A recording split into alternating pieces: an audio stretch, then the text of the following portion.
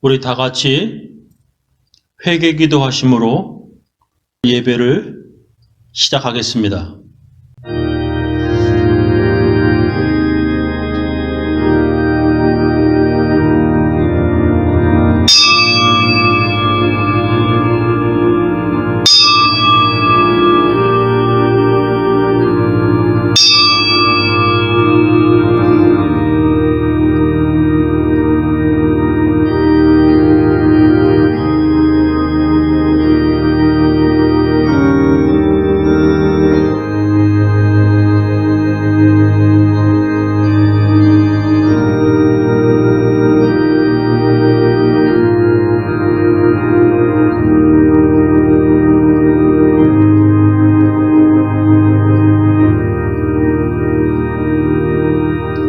하나님 아버지, 오늘도 말씀 속에서 살아 움직이시며 역사하시는 하나님, 하나님의 말씀 드리며 하나님의 백성답게 살게 하옵소서.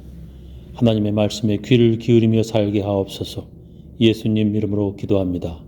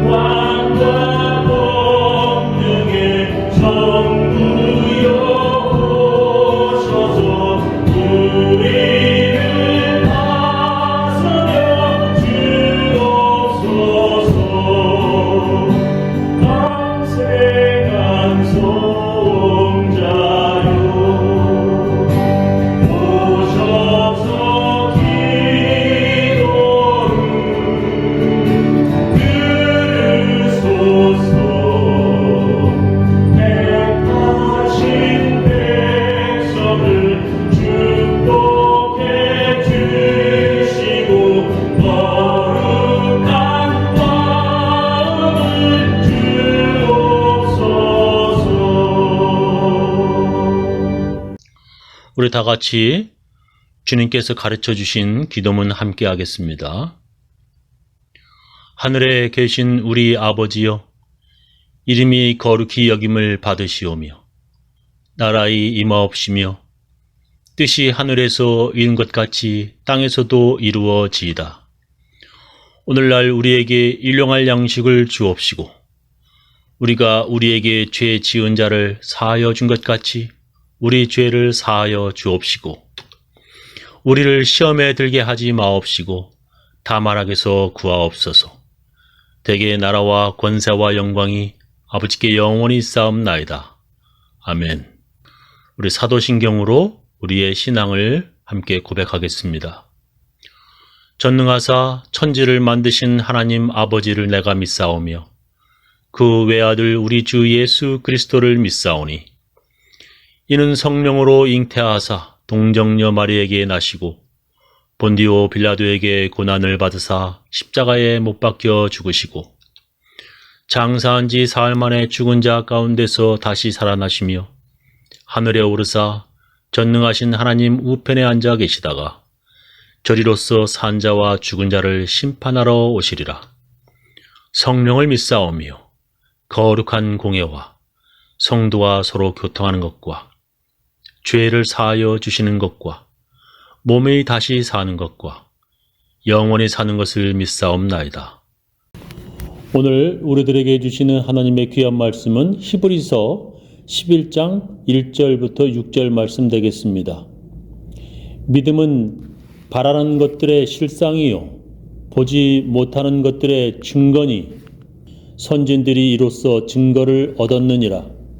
믿음으로 모든 세계가 하나님의 말씀으로 지어진 줄을 우리가 아나니 보이는 것은 나타난 것으로 말미암아 된 것이 아니니라.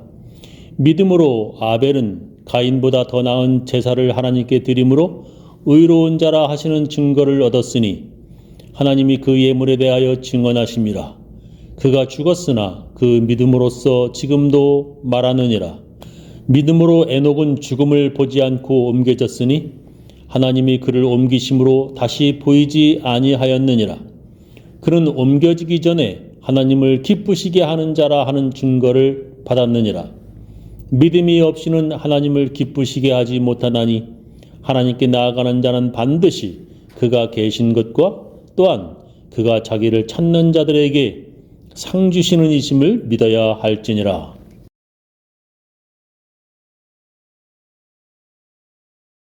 사람들이 하나님께 예배드려도 하나님께서 받지 않으시는 예배가 있습니다.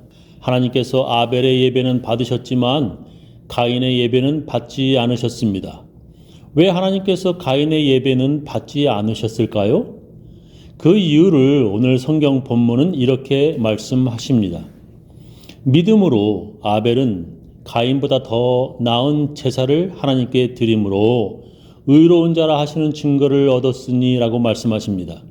아벨은 믿음으로 가인보다 더 나은 예배를 드렸다는 것입니다. 그러니까 가인은 믿음으로 예배 드리지 않았기 때문에 하나님께서 받지 않으셨다는 것입니다. 믿음이 없는 그런 예배를 헛된 예배라고 부릅니다. 예배는 반드시 믿음으로 드려야 한다는 것입니다. 그렇다면 믿음으로 예배 드린다는 것은 어떻게 하는 것입니까? 어떻게 하는 것이 믿음으로 예배 드리는 것입니까? 오늘 성경 본문은 이렇게 말씀하십니다. 믿음이 없이는 하나님을 기쁘시게 하지 못하나니 하나님께 나아가는 자는 반드시 그가 계신 것과 또한 그가 자기를 찾는 자들에게 상 주시는 이심을 믿어야 할지니라 말씀하십니다. 믿음이 없이는 하나님을 기쁘시게 하지 못한다. 즉 하나님께서 받지 않으신다는 것입니다. 하나님께 나아갈 때, 즉 예배 드리러 나갈 때 반드시 이것을 믿어야 한다는 것입니다. 그것이 무엇이냐면 두 가지인데, 하나는 그가 계신 것, 즉 하나님이 살아계신 것을 믿는 것입니다.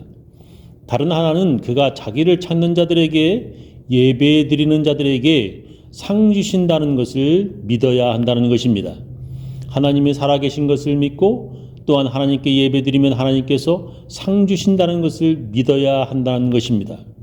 성경은 그 두 가지를 반드시 믿어야 한다라고 말씀하십니다. 그러니까 그것을 믿지 않는 예배는 하나님께서 받지 않으신다는 것입니다. 여러분은 하나님이 계신다는 것을 믿으십니까? 예, 많은 사람들이 그렇게 믿고 있습니다. 교회에 나와 예배드리지 않는 사람들도 그렇게 믿습니다. 주일 아침에 하나님께 예배드리러 교회에 나오지 않는 사람들도 하나님께서 계신다는 것을 믿습니다. 근데 왜 그들은 예배드리러 교회에 나오지 않는 것입니까? 그 이유는 예배드리면 하나님께서 상 주신다는 약속, 예배드리는 자에게 복 주신다는 것을 믿지 않기 때문입니다. 하나님께서 이렇게 말씀하셨습니다. 내게 토단을 쌓고 그 위에 네 양과 소로 네 번제와 화목제를 드리라. 내가 내 이름을 기념하게 하는 모든 곳에서 내게 임하여 복을 주리라 말씀하셨습니다. 하나님께 내 양과 소를 드려라. 그렇게 내 이름을 기념하게 하는 모든 곳에서, 예배 드리는 곳에서 내게 임하여 복을 주리라 약속하셨습니다. 그러나 하나님의 약속을 믿지 않는 자들은 하나님께 드리지 않았습니다. 그것은 그때나 지금이나 마찬가지입니다. 하나님의 약속을 믿지 않는 자들은 하나님께 바치려고 하지 않습니다. 근데 그런 믿지 않는 사람들이 가끔 하나님께 나와 예배 드릴 때도 있었습니다. 그들은 성전에서조차 아무렇게나 자기들이 원하는 쓰레기 같은 것들을 하나님께 바치고 집으로 돌아갔습니다. 그들은 시장에 내다 팔아도 사람들이 사지도 않을 그런 것들을 하나님께 바쳤습니다. 내다 버리기는 아깝고 그렇다고 시장에 팔지도 못하는 것들을 하나님께 드렸습니다. 그들은 예물과 헌금을 가치 없게 하나님께 드렸습니다. 지금도 그런 사람들은 예배 시간에 늦게 나와 자기 귀한 시간을 쓰레기처럼 하나님께 바칩니다. 약속 시간에 늦게 나오면 사람들도 싫어하는데 그들은 하나님께 예배드리는 정해진 시간에도 늦게 옵니다. 그렇게 성전에서 하나님께 쓰레기 같은 예배를 드리고 하나님께서 자기 예배를 받으셨다고 그들은 착각합니다. 그렇게 하나님께서 받으셨다고 착각하는 사람들은 그래도 조금은 낫습니다. 어떤 사람은 아주 대범하고 용감합니다. 하나님, 내 예배 받으시려면 받으시고 말라면 마시오. 나도 바쁜 시간 쪼개서 예배 참석하느라고 어렵게 나왔어요. 안 나오려다가 어렵게 나왔어요. 하나님께서 그런 예배를 받으시겠습니까? 어떤 사람들은 예배 중에 전화기에 정신이 팔려서 하나님께서 그에게 주시는 하나님의 말씀에는 전혀 관심도 없습니다. 그런 사람들은 주일 아침에 교회에 나가서 예배 드렸다는데 하나님께서 주시는 말씀을 전혀 듣지 않습니다.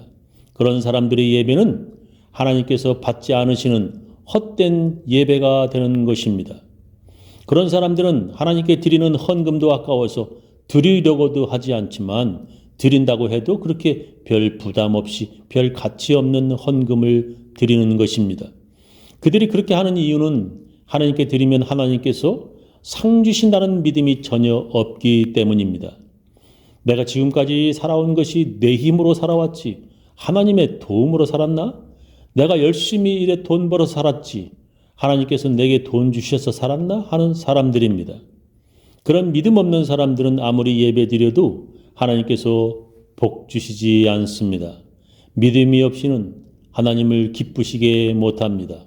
그런 믿음이 없이 예배 드리는 것을 헛된 예배라고 부릅니다. 그런 예배는 가인이 드린 예배, 하나님이 받지 않으시는 예배입니다. 그런데 하나님께서 그런 예배 받지 않으신다 하는데도 사람들은 계속 하나님께 그런 헛된 예배를 드립니다. 그래서 하나님께서 그런 헛된 예배 받기 싫으셔서 성전문을 닫을 자가 있었으면 좋겠다고까지 말씀하시는 것입니다. 믿음 없는 예배는 하나님께서 받지 않으십니다. 어떤 사람들은 이렇게 말하며 고민합니다. 목사님, 저도 믿고 싶어요. 하나님께서 계신 것과 하나님께 예배드리면 복 주신다는 것을 믿고 싶어요. 근데 안 믿겨지는 걸 어떻게 해요? 어떻게 하면 믿음이 생기나요? 그런 분들을 위해서 말씀드립니다. 믿음이 생기려면 주일 예배 시간에 여러분에게 주시는 하나님의 말씀을 잘 들으시기 바랍니다. 성경은 들음으로 믿음이 생긴다고 말씀하십니다. 로마서 10장 17절에 보면 그러므로 믿음은 들음에서 나며 들음은 그리스도의 말씀으로 말미암았느니라 말씀하십니다. 믿음은 그리스도의 말씀을 들음에서 난다는 것입니다. 주일 예배 목사님의 설교를 잘 들으시기 바랍니다. 잘 들으면 믿음이 생깁니다. 근데 어떤 사람은 저는 들으려고 하는데도 중간에 자꾸 딴 생각이 나서 집중이 안 됩니다라고 말합니다. 그렇습니다. 하나님의 말씀은 듣기 참 어렵습니다. 자기가 좋아하는 드라마나 영화, 증권 뉴스, 골프 잘 치는 법, 사냥이나 낚시하는 법, 그런 것들은 집중해서 잘 듣게 되는데 목사님의 설교는 집중하기 어렵습니다. 사람들은 자기가 관심 있는 곳에 집중하게 되고 한번 그곳에 집중하고 있으면 다른 소리가 들리지 않습니다. 이미 여러분은 다른 곳에 마음을 빼앗겼습니다. 그래서 하나님의 말씀을 들으려면 잘 안 들리는 것입니다. 그래서 여러분은 하나님의 말씀을 들을 때 듣겠다는 결단이 필요합니다. 오늘은 기어이 집중해서 잘 들어보겠다는 결심이 필요합니다. 그런데도 잘 들리지 않습니다. 그럴 때에 들을 수 있도록 도와주세요 하고 하나님께 기도하며 들으시기 바랍니다. 제 설교는 다른 목사님들과는 달리 10분 정도의 짧은 설교입니다. 짧은 저의 설교를 집중해서 듣지 못하면 그런 사람은 아주 문제가 많은 사람입니다. 집중해서 들으시기 바랍니다. 그렇게 집중하겠다는 결심으로 마침내 듣게 됩니다. 그런데 이제부터가 아주 중요합니다. 이것이 없으면 잘 들어도 완전 헛일입니다. 그것이 무엇이냐면 실천입니다. 이제는 그렇게 어렵게 들은 하나님의 말씀, 그 말씀으로 사는 것입니다. 그것을 순종이라고 부르며 또한 노력해 본다, 시험해 본다라고 말할 수 있습니다. 예배가 무엇입니까? 하나님께 예배 드리는 것이 어떤 것입니까? 그것은 하나님께 우리의 귀한 것들을 드리는 것입니다. 구약시대에는 우리의 양과 소를 하나님께 드리는 것이 예배였습니다. 지금도 양이나 소는 아주 비쌉니다. 그렇게 우리의 귀한 것들, 가치 있는 것들을 하나님께 드리는 사람들에게 하나님께서 복 주신다고 약속하셨습니다. 그 약속을 믿고 하나님께 드리는 것이 바로 믿음의 예배입니다. 만군의 여호와가 이르노라 너희의 온전한 11조를 창고에 들여 나의 집에 양식이 있게 하고 그곳으로 나를 시험하여 내가 하늘 문을 열고 너희에게 복을 쌓을 곳이 없도록 붙지 아니하나 보라 말씀하셨습니다. 온전한 11조를 하나님께 드려서 하나님께서 나에게 복을 부어주시는지 시험해 보라는 것입니다. 하나님께서 우리의 귀한 것을 받으시고 보상해 주시는지 한번 시도해 보라는 것입니다. 저는 여러분들에게 1년 동안 온전한 11조를 하나님께 드려서 하나님께서 나에게 복 주시는지 안 주시는지 꼭 시험해 볼 것을 권합니다. 이렇게 자기가 들은 하나님의 말씀을 한번 순종해 보고 시험해 보는 것이 바로 믿음입니다. 이것이 바로 믿음의 예배입니다. 믿음의 예배는 들은 하나님의 말씀을 삶으로 한번 실천해 보는 것입니다. 그러나 그것이 쉽지 않습니다. 아무나 실천하거나 시험하지 못합니다. 사람들은 자기가 들은 하나님의 말씀을 모두 실천하며 살 수 없습니다. 만약에 그렇게 예배 중에 들었던 하나님의 말씀으로 완벽하게 살았다면 우리는 결코 죄인이 되지 않을 것입니다. 우리는 하나님의 말씀대로 살지 못하는 죄인입니다. 그런데도 자기들은 완벽하게 살았다고 위선적인 사람들이 있었습니다. 그런 위선적인 사람들은 다른 사람을 정죄하고 심판하려 듭니다. 교회에서 자기도 죄인이면서 자기 자신의 죄는 살피지 않고 다른 사람의 죄에 아주 관심이 많습니다. 별 믿음도 없는 사람이 교회에서 목사를 정죄하고 다른 교인들을 심판합니다.